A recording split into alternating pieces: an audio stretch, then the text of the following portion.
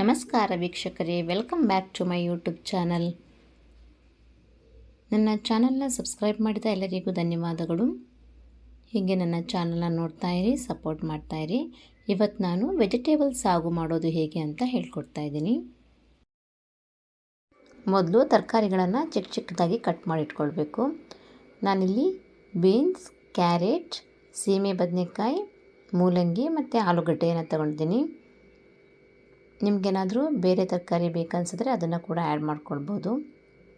ನಿಮ್ಮಲ್ಲಿ ಯಾವ ತರಕಾರಿ ಇದೆ ಅದನ್ನು ಕೂಡ ಸೇರಿಸ್ಕೊಳ್ಳಿ.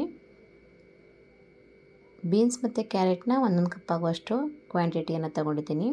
ಸೀಮೆ ಬದನೆಕಾಯಿ, ಮೂಲಂಗಿ ಮತ್ತು ಆಲೂಗಡ್ಡೆಯನ್ನು ಒಂದೊಂದು ತಗೊಂಡಿದ್ದೀನಿ. ಇದನ್ನೆಲ್ಲ ಚಿಕ್ಕ ಚಿಕ್ಕದಾಗಿ ಕಟ್ ಮಾಡ್ಕೊಂಡಿದ್ಮೇಲೆ ಇದನ್ನು ಒಂದು ಪಾತ್ರೆಗೆ ಹಾಕಿಟ್ಕೊಳ್ತಾ ಇದ್ದೀನಿ. ಬಟಾಣಿಯನ್ನು 8 ಗಂಟೆಗಳ ಕಾಲ ನೆನೆಸಿಟ್ಟಿರೋದು. ನಿಮಗೇನಾದರೂ ಹಸಿ ಬಟಾಣಿ ಸಿಕ್ಕಿದ್ರೆ ಅದನ್ನೇ ಡೈರೆಕ್ಟಾಗಿ ಹಾಕ್ಕೊಳ್ಬೋದು.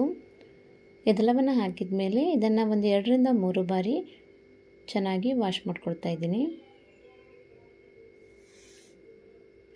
ಇದು ವಾಶ್ ಆಗಿದ್ಮೇಲೆ ಗ್ಯಾಸ್ ಮೇಲೆ ಕುಕ್ಕರ್ನ ಇಟ್ಟು ಈ ತರಕಾರಿಗಳನ್ನೆಲ್ಲ ಹಾಕಿ ಇದು ಬೇಯೋದಕ್ಕೆ ಸ್ವಲ್ಪ ನೀರನ್ನು ಕೂಡ ಸೇರಿಸ್ತಾ ಇದ್ದೀನಿ. ಜೊತೆಗೆ ಸ್ವಲ್ಪ ಉಪ್ಪನ್ನು ಕೂಡ ಹಾಕ್ಕೊಂಡು ಮುಚ್ಚಳವನ್ನು ಕ್ಲೋಸ್ ಮಾಡಿ 2 ವಿಸಿಲನ್ನು ಹಾಕ್ಸ್ಕೊಳ್ತಾ ಇದ್ದೀನಿ. ನಂತರ ಒಂದು ಮಿಕ್ಸಿ ಜಾರನ್ನು ತೆಗೆದುಕೊಂಡು ಅದಕ್ಕೆ 1 ಕಾಯಿ ಆಗುವಷ್ಟು ಕಾಯಿ ತುರಿ, ಸ್ವಲ್ಪ ಶುಂಠಿ, ಒಂದು 3 ರಿಂದ 4 ಹಸಿಮೆಣಸು, 3 ರಿಂದ 4 ಬೆಳ್ಳುಳ್ಳಿ ಎಸಳು, ಸ್ವಲ್ಪ ಕೊತ್ತಂಬರಿ ಸೊಪ್ಪು, ಸ್ವಲ್ಪ ನೀರನ್ನು ಸೇರಿಸ್ಕೊಂಡು ಇದನ್ನು ನೈಸಾಗಿ ರುಬ್ಕೊಳ್ತಾ ಇದ್ದೀನಿ. ಇವಾಗ ತರಕಾರಿ ಬೇಯಿಸೋದಕ್ಕೆ ಕುಕ್ಕರ್ ಇಟ್ಟಿದ್ನಲ್ವ, ಅದು 2 ವಿಸಿಲ್ ಆಗಿದೆ. ಗ್ಯಾಸನ್ನು ಆಫ್ ಮಾಡಿ ಅದನ್ನು ತಣ್ಣಗಾಗೋದಕ್ಕೆ ಬಿಡ್ತಾ ಇದ್ದೀನಿ. ನಂತರ ಟೊಮೆಟೊ ಮತ್ತು ಈರುಳ್ಳಿಯನ್ನು ಚಿಕ್ಕ ಚಿಕ್ಕದಾಗಿ ಕಟ್ ಮಾಡಿ ಇಟ್ಕೊಳ್ತಾ ಇದ್ದೀನಿ. 2 ಟೊಮೆಟೊ ಮತ್ತು 2 ಈರುಳ್ಳಿಯನ್ನು ತಗೊಂಡಿದ್ದೀನಿ. ನಂತರ ಗ್ಯಾಸ್ ಮೇಲೆ ಒಂದು ಪಾತ್ರೆಯನ್ನು ಇಟ್ಟು ಅದು ಬಿಸಿ ಆದಮೇಲೆ ಅದಕ್ಕೆ 2 ಚಮಚ ಎಣ್ಣೆಯನ್ನು ಹಾಕ್ತಾಯಿದ್ದೀನಿ.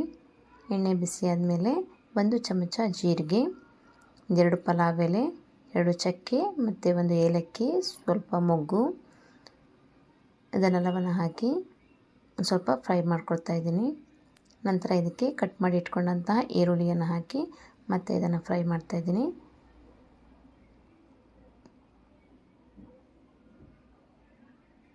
ನಂತರ ಟೊಮೆಟೊವನ್ನು ಕೂಡ ಸೇರಿಸ್ಕೊಂಡು ಇದನ್ನು ಫ್ರೈ ಮಾಡ್ತೀನಿ.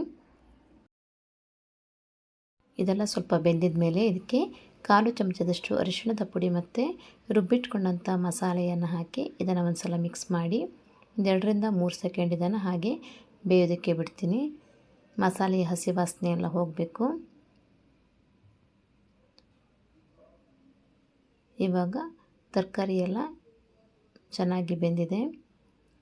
ಈ ಬೆಂದಿರುವಂಥ ತರಕಾರಿಗಳನ್ನು ಅದರ ನೀರು ಸಮೇತ ಗ್ಯಾಸ್ ಮೇಲೆ ಇಟ್ಟಿರುವಂತಹ ಪಾತ್ರೆಗೆ ಹಾಕ್ತಾಯಿದ್ದೀನಿ. ಇದನ್ನು ಹಾಕಿದ ಮೇಲೆ ಇದನ್ನು ಮತ್ತೆ ಒಂದು ಸಲ ಚೆನ್ನಾಗಿ ಮಿಕ್ಸ್ ಮಾಡಿ ಮತ್ತೆ ಎಕ್ಸ್ಟ್ರಾ ನೀರು ಸೇರಿಸೋದಕ್ಕೆ ಹೋಗಬೇಡಿ. ತರಕಾರಿ ಬೇಯಿಸಿದ ನೀರೇ ಸಾಕಾಗುತ್ತೆ. ಇದನ್ನು ಆಗಾಗ ಈ ಥರ ಮಿಕ್ಸ್ ಮಾಡ್ಕೊಳ್ತಾ ಇರಿ. ಇದು ಕುದಿ ಬಂದು ಗ್ರೇವಿ ಹದಕ್ಕೆ ಬರಬೇಕು. ಇವಾಗ ಲಾಸ್ಟಲ್ಲಿ ಇದಕ್ಕೆ ಕಟ್ ಮಾಡಿ ಇಟ್ಕೊಂಡಂಥ ಕೊತ್ತಂಬರಿ ಸೊಪ್ಪನ್ನು ಆ್ಯಡ್ ಮಾಡ್ತಾಯಿದ್ದೀನಿ. ಇದು ಹಾಕಿದ ಮೇಲೆ ಮತ್ತೊಂದು 2 ಸೆಕೆಂಡು ಇದನ್ನು ಕುದಿಸ್ಕೊಳ್ಳಿ. ನಂತರ ಗ್ಯಾಸನ್ನು ಆಫ್ ಮಾಡಿ ಇದನ್ನು ಸರ್ವ್ ಮಾಡಿ.